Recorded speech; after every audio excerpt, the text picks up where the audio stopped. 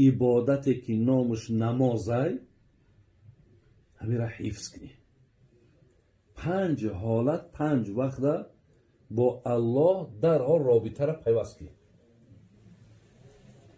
همین لحظه هایی که شما به نماز راست میشین، الله ترا دوست میداشته.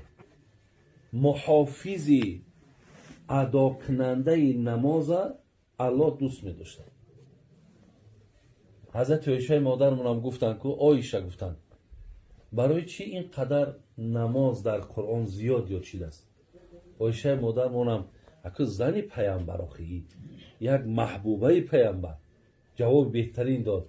گفت خداوند کدام عملی را که دوست بدارد او را بسیار یاد میکنه. زیاد یاد کردن نماز در قرآن به سبب دوست داشتن الله همین عبادت است.